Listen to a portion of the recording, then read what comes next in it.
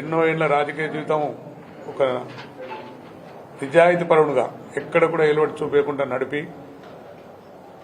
నిన్న బీఆర్ఎస్ పార్టీలో జాయిన్ అయిన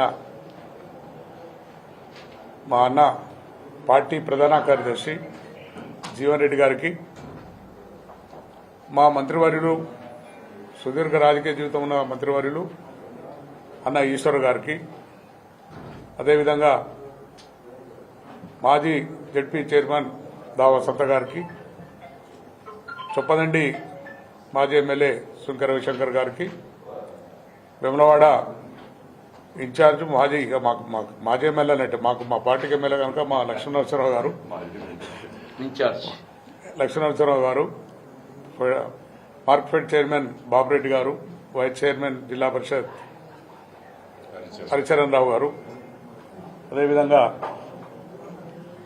వేదిక మీద ఉన్న మా కౌన్సిలర్లు, ముఖ్య నాయకులు, పైన నాయకులకు అందరికీ నా యొక్క నమస్కారం. ఈరోజు ఎక్కువనే మాట్లాడేది ఎందుకంటే జీవన్ రెడ్డి గారికే ఎక్కువ ఇస్తాం. ఇక్కడ తను మొదటి నుంచి అలా చూసి వచ్చిన కనుక పిచ్చోని చూసి వచ్చిన కనుక ఆ పిచ్చోని ముచ్చట్లు చెప్పాలంటే ఎంతగా అంటే పిచ్చోడు అంట. నేనైతే ఒక ముఖ్యమంత్రి హోదాలుండి రెచ్చిపోయి నేను మాట్లాడుతూ రాత్రి పోయినాక వార్తలు చూస్తుంటే అనిపించింది, నీ బొంద పెడతా, నీ బొంద జెండా వార్త కాంగ్రెస్ జెండా అంటే పిచ్చోడవని మంచి పిచ్చి గిట్ట లేచిందా. నేను 15 ఉంటా ముఖ్యమంత్రి, ఎవరు చెప్పుకో నువ్వు 15 ఉంటా అని చెప్పి. నేను నీ దాంట్లోకి కూడా దమ్మున లీడర్ లేడు కనుక నువ్వు బతుకుతున్నావు, కానీ 4 రోజులు వీకేస్తున్నాయి. కాంగ్రెస్ పార్టీ సంస్కృతి అది, 2 నెలలకో ముఖ్యమంత్రి, ఏడాదికో ముఖ్యమంత్రి మంచి సంస్కృతి. కానీ నువ్వు తప్పుతాడు దిక్కు కనిపించలేడు కనుక నేను చూస్తున్నాను. ఈ అరాచకాలు చూసుకుంటా కూడా ఒక ముఖ్యమంత్రి హోదాలుండి ఒక పెద్ద మనిషి, నీ తండ్రి అంత వయసున్న మనిషిని కేసీఆర్ పట్టుకొని నోటికి వచ్చిన మాటలు మాట్లాడుతున్నావు. ప్రజలు గమనిస్తున్నారు. నువ్వు అనుకుంటున్నావు ఇప్పుడు ఏదో నాకు సపోర్ట్ కొడుతున్నావు అని చెప్పి, కానీ ప్రజలు గ్రహిస్తున్నారు.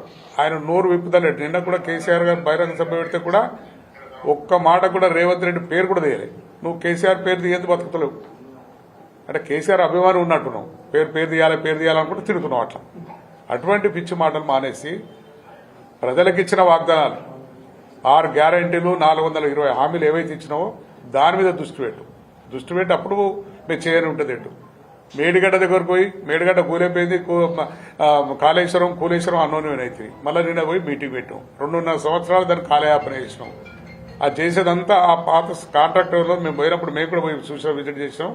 చేసినప్పుడు కూడా కాంట్రాక్టర్ అప్పుడు ఉన్న మధ్యలో ఆ బిడ్ చేసిన కాంట్రాక్టర్ ఆయన మొత్తం అయితే ప్రాజెక్టు కట్టిండు. ఆయన 200 నుంచి 300 కోట్లలో ఇస్తే నేనే కంప్లీట్ చేస్తాను కూడా చెప్పడం జరిగింది. అయినా నువ్వు 2.5 ఏళ్ళు కాలేపేసి 3 లక్షల కోట్లు 3,000 కోట్లు పెట్టి ఇప్పుడు చేస్తా అని చెప్పి కొత్త నాటకం పెడుతున్నావు కనుక ఇటువంటి మానేయు. ప్రజలకు ఏదైతే నువ్వు హామీలు ఇచ్చినావు నెరవేర్చు. ఎదుటి వారిని విమర్శించకు. నీది నీవు చూసుకో. నీకు ఒక పార్టీ కాదు, అన్ని పార్టీలు తిరిగినావు. నువ్వు కాంగ్రెస్ పార్టీ తొక్కుకుండా వచ్చినావు, నీ కాంగ్రెస్ పార్టీని తొక్కుకుండా వచ్చినావు. టీడీపీ చూసినావు, మా టీఆర్ఎస్లోకి వచ్చినావు, బీజేపీలోకి పోయినావు. అన్ని చేసుకుని ఇప్పుడు అక్కడికి కాంగ్రెస్ లా నేను ఎదుర్కొనే నాయకులు లేనని చెప్పి నువ్వు ముఖ్యమంత్రి అయినా కనుక ఇప్పటికైనా మానుకో. బుద్ధితో మాట్లాడు, తెలివితో మాట్లాడు. ముఖ్యమంత్రి హోదాలో మాట్లాడాలి కానీ చిల్లర రాజకీయం చేసుకుని బంద్ చేయాలని చెప్పి మేము హెచ్చరిస్తున్నాం.